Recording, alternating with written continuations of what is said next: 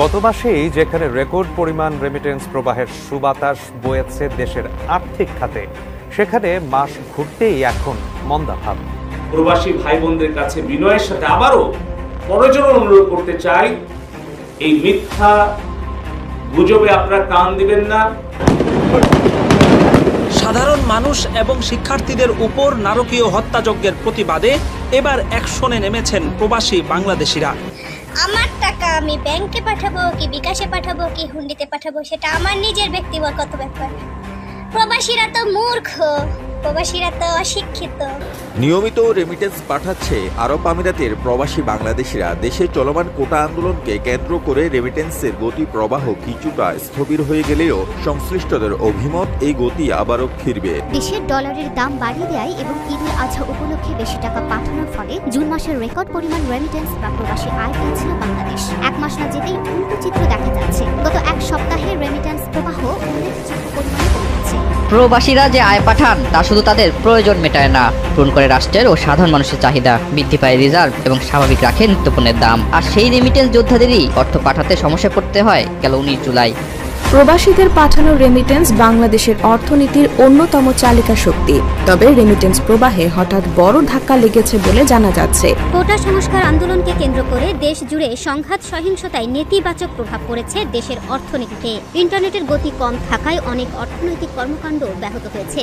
চলমান অস্থিরতা ও ইন্টারনেট বন্ধ থাকায় গেল সপ্তাহে আশঙ্কাজনকভাবে কমেছে প্রবাসী আয়। মাসের প্রথম 18 দিনে রেমিটেন্স আসে 142 কোটি ডলারের বেশি। তবে গেল সপ্তাহে প্রবাসী আয় কমে দাঁড়ায় মাত্র 7 কোটি 80 লাখ ডলারে। আমরা রেমিটেন্স যোদ্ধা, আমরা স্টুডেন্টদের পক্ষে। আপনারা স্টুডেন্টদেরকে বাকির মতো গুলি করে মারবেন আর আমার কাছে হাত পাইবেন ব্যাংকে টাকা পাঠাইতাম।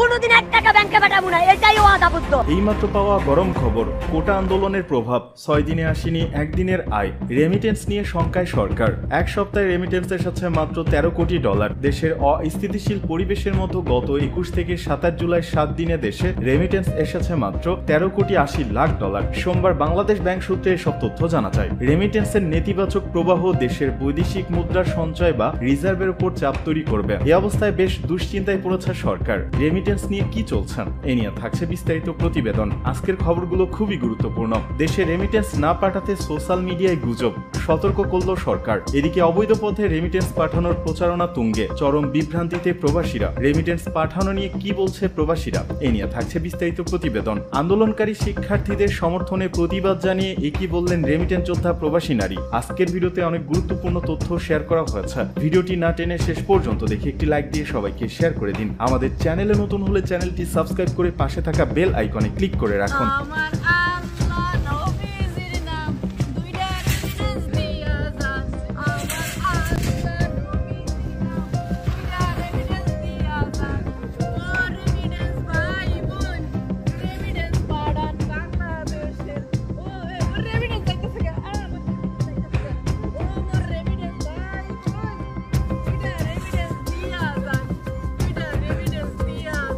আসসালামু আলাইকুম নানি।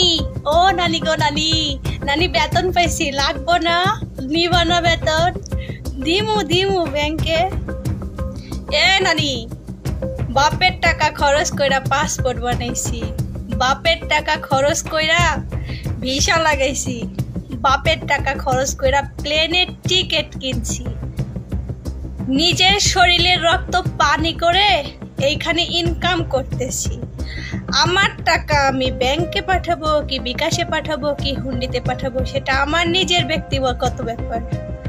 প্রবাসীরা তো মূর্খ, প্রবাসীরা তো অশিক্ষিত, প্রবাসীরা তো কামলা।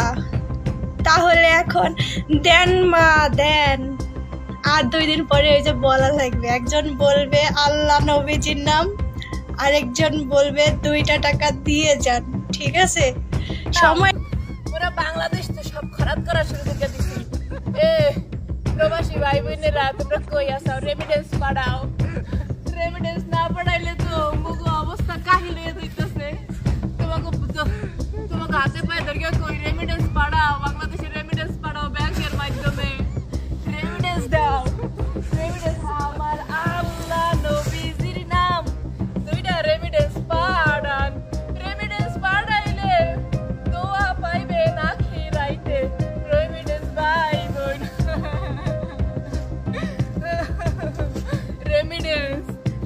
রেমিটেন্স হালার হালিরা খারাপ করা শুরু হয়ে গেছে না, ফিরে গেছে। হ্যাঁ মগ রেমিটেন্স যুদ্ধকে খেলা দেখছাও, এই হলো মগ খেলা। এখন ভিক্ষা করা শুরু হয়েছে না, কান্দাকাটি শুরু হয়েছে নাকি? হ্যাঁ রেমিটেন্স প্রবাসী গো দেখছস খেলা, প্রবাসী গো খেলা দেখছস। চোখ মারানির পুতেরা শালারা বাইন চোদরা মাদার চোদরা মা তোর গুষ্টি সুদিরা শোরে বাচ্চা শুয়াররা তার বাচ্চা কুত্তারা। রেমিটেন্স এখন ভিক্ষা কর ভিক্ষা করতে হয়। রেমিটেন্স তো ভোগার মধ্যে দেবো জাগা দিয়া। হ্যাঁ ভিক্ষা দাও রেমিটেন্স আমার ভিক্ষা দাও রেমিটেন্স না পড়লে বাংলাদেশ অসল ভিক্ষা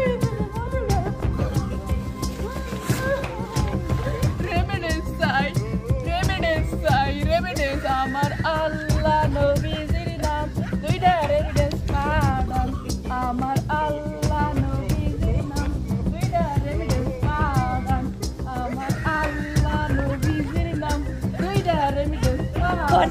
দেন মা দেন, আর 2 দিন পরে ওই যে বলা লাগবে, একজন বলবে আল্লাহ নবীজির নাম, আরেকজন বলবে 2টা টাকা দিয়ে যান। ঠিক আছে, সময়টা চলে আসছে, বেশি না 3টা মাস ধৈর্য ধরো, সব খেলা ছুটে যাবে। ঠিক আছে, প্রবাসীদের পাওয়ার আছে কি নাই সেটা দেখবা। আরে বাবা, আরেকটা কথা কি শুনলাম, এয়ারপোর্ট থেকে নাকি ঘোষণা দিছে যারা ব্যাংকের মাধ্যমে টাকা পাঠাবে না বাংলাদেশে গেলে নাকি চেক করবে ব্যাংক স্টেটমেন্ট আছে কিনা।